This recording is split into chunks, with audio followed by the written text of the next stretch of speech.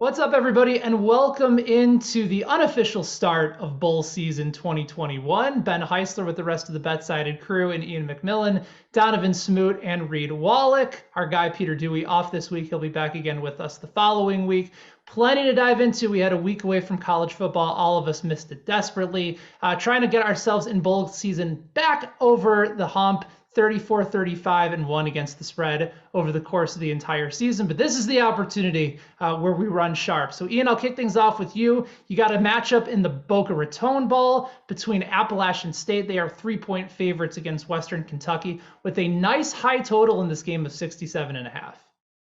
Yeah, I'm going to back Appalachian State -3 in this one. Everyone's talking about this Bailey Zapp kid. You guys have brought him up before. I know that he has a chance to break some passing records in this game.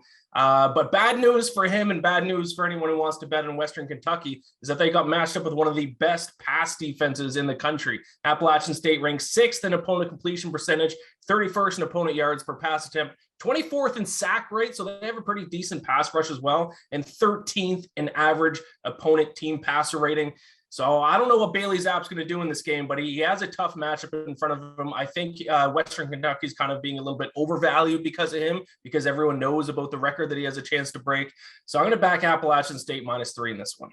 Yeah, you just took our heart, both myself and Reed Wallach, our heart on Bailey Zappi and just stomped it out of our chest and then threw it on the ground. So Appalachian State's certainly an intriguing play, but yes, we will be going towards the Bailey Zappi bandwagon for that one, and you will be fading the public on that as well. Donovan, I'm going to go to you. The New Orleans Bowl between Louisiana. They are 5-point favorites this week against Marshall. Total in that matchup of 55. Who do you like out in New Orleans this week? I like the Raging Cajuns out in New Orleans. I think that they're a really, really complete team. You know, they're top 10 in scoring defense. They only allow 17.8 points per game. The offense, they put up 31 points per game. And once we get down to, these smaller bowl games, things just like to get weird. Things get a little bit wacky. One of the things that I think that the Cajuns can hang their hat on is the turnover margin. They're the second best team in the country in creating turnovers in that turnover margin. They've covered in 5 of their last 8 games, and in the 3 games that they didn't cover in, those are double-digit spreads. This is a 5-point spread. This is within a touchdown. I think that they can get this. Marshall's good. I don't want to undersell them. They put up 33 points a game, themselves. Their defense is also very solid, but I really just think that the run that the Cajuns are on right now, they went 8-0 in conference play, 12-1 on the season. I really like them this week. You got a chance to see them up close and personal week 1 against Texas. Since that game, they have gone on an absolute roll. So really intrigued by that play at -5. Reed, I will head to you. The Jimmy Kimmel Los Angeles Bowl is up next between Utah State and Oregon State. Utah State 7.5-point underdog in that matchup against their Pac-12 rival. Total in that game also fairly high at 67. Yeah, I think that when you're capping bowl games, you really need to look motivation and which team is going to show up in this game. And I know on paper you think Pac-12 team, Mountain West team, obviously Oregon State has a talent advantage, but I think Utah State is going to show up in this game. They're the Mountain West champion. New coach Blake Anderson has revitalized this program. He brought his quarterback Logan Bonner with him from Arkansas State. They have been slinging it all over the field. And that's where Oregon State's defense is really susceptible. 72nd in defensive pass success rate. They allow nearly 6 yards per play. And Oregon State, they want to run the ball. They are a run-first offense, but Utah State's defensive line, 12th in line yards. I think Utah State could win this game outright. And also keep an eye on Oregon State. Pac-12 leading tackler, Avery Roberts, he's out for this game. He opted to get surgery. So again, that motivation factor, give me 7, give me the money line. I like Utah State to, cap off a really magical year.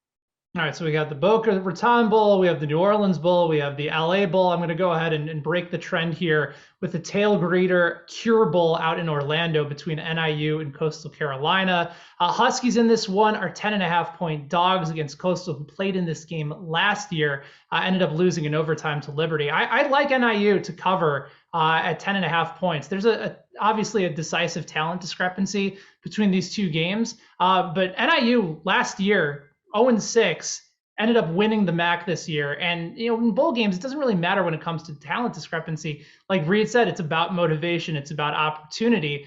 NIU, they just won the MAC championship. They control time of possession. They have a top 5 rushing offense in college football this year. And I think they're going to stay on the field for a long time. Meanwhile, you're dealing with the Coastal Carolina team that still went 10-2, but the games that they lost were opportunities that they should have won. I kind of feel like they let the season slip away from them. And now they're playing on a Friday early evening bowl on December the 17th, when they probably felt like they should be playing in a much later bowl game over the course of this year. I think motivation is going to be key. Again, just doesn't feel like it's the right opportunity for Coastal Carolina to go and make a statement. And as for NIU, they're thrilled to be there.